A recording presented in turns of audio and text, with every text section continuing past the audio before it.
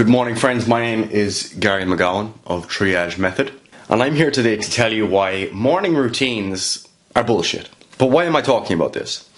I'm talking about this because I'm a relatively productive person. I'm interested in all the talk around productivity, self-development, how you can get the most out of yourself, how you can improve your grades, how you can improve your business, how you can improve in the gym, in your personal life, etc. Love all that.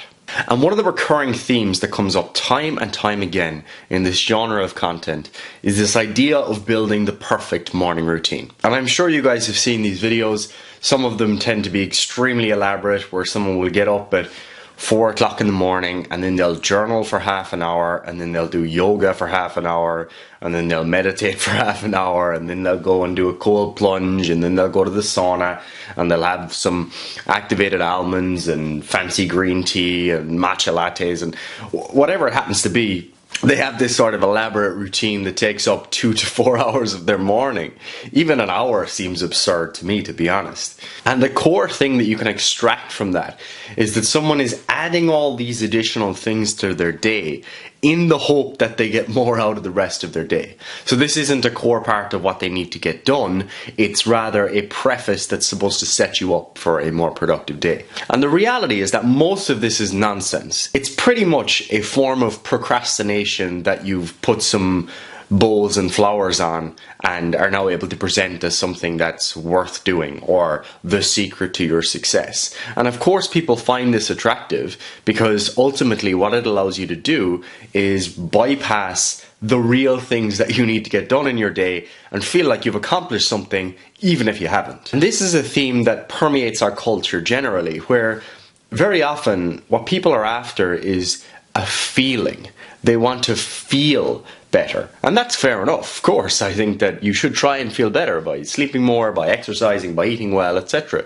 But very often what we're looking for is some sort of feeling that is transient, this almost natural high that we can't actually sustain throughout our day if we're living a normal life. Because we have to go through the trials and tribulations of everyday life, whether we have a job in a supermarket or you're a CEO of a Fortune 500 company. Regardless of where you are on that spectrum, you have the trials and tribulations of everyday life to contend with. And from my perspective, after many, many years of consuming this type of content, this self-development, this hustle culture content, what often emerges is that there's something missing in your life that if you were to just add it in or tweak it, that suddenly all your problems would go away. And in many ways, I find it quite sad, because what happens sometimes is people have this perfectly curated morning routine where they have this 2-hour block of time where they do all these different things to try to get some sort of natural high. And then they'll say, missed my morning routine this morning, the whole day was crap after that. Or it just ruined my day wasn't the same. And that should not be viewed as necessarily a win for the morning routine, but rather a point of fragility within the way that you set up your life. Because ultimately what you don't want is that your whole sense of well-being and purpose and meaning, etc. hinges on these few activities that you do in the morning before you even get into the meat and potatoes of your day. And in fact, what I find is that the people who are actually doing very well in life, whatever the field happens to be, they don't have these routines. What you often see is that these fancy morning routines exist for people who are maybe laptop entrepreneurs. You know, they're maybe living out in Bali or Southeast Asia, or they've moved to somewhere where they have their laptop on the beach. If you were to really look at the amount of work that they do in a given day, they might do 3 hours of work.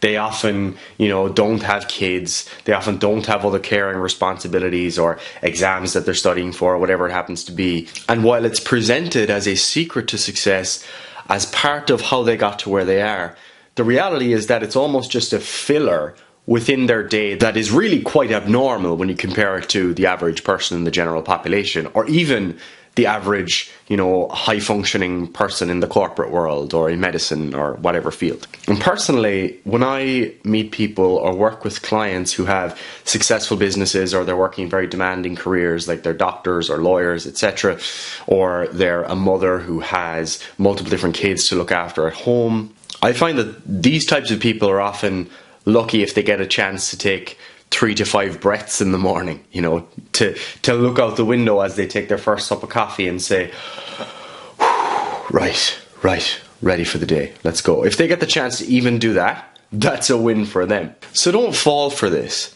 The reality is that if you want to do better in life, you have to work hard, you have to plan, you have to be diligent, you have to be consistent, you have to do this all the time, you have to do all the boring stuff.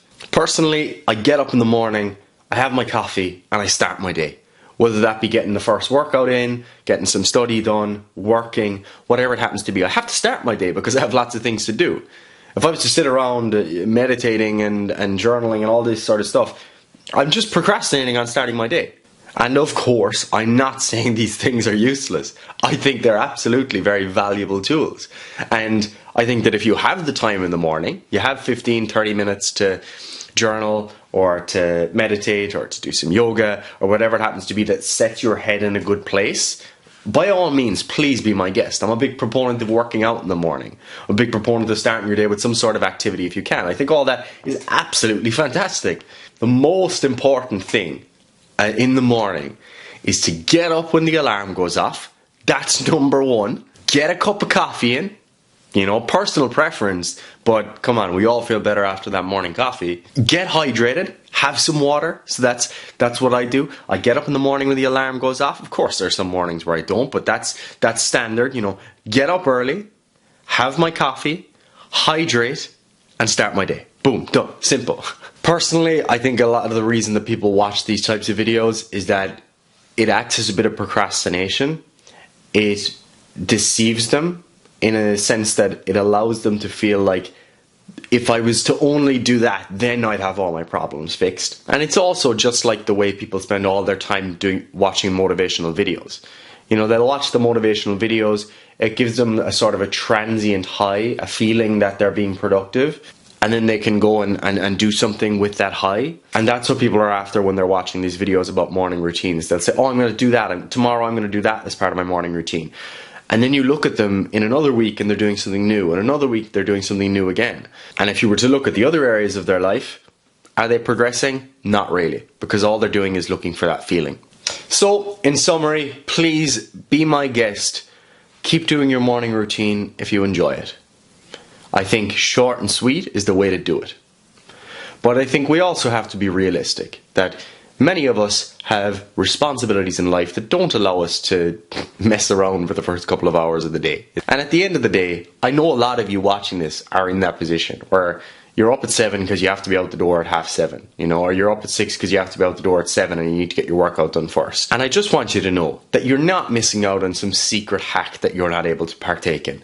The reality is that most of this content that you see of people with their fancy elaborate morning routines, it's because they don't have other responsibilities. They don't have other things to do. They probably do 2 to 3 hours of productive work per day. But if you're working 8, 10, 12 hours per day, and you're trying to get your workouts in, and you're trying to prep your meals, and you're trying to look after your kids, come on. Let's keep it realistic. If you can put on a song that you like, have a coffee, get hydrated in the morning, you're winning. That's enough to get things going. I think from then on, it's time to start ticking off the to-do list. At least that's the case for me. So hopefully you found some benefit from this. If you enjoy your morning routine, please continue with it. If you don't have one and your life is going just fine, continue with that too. We'll see you in the next video.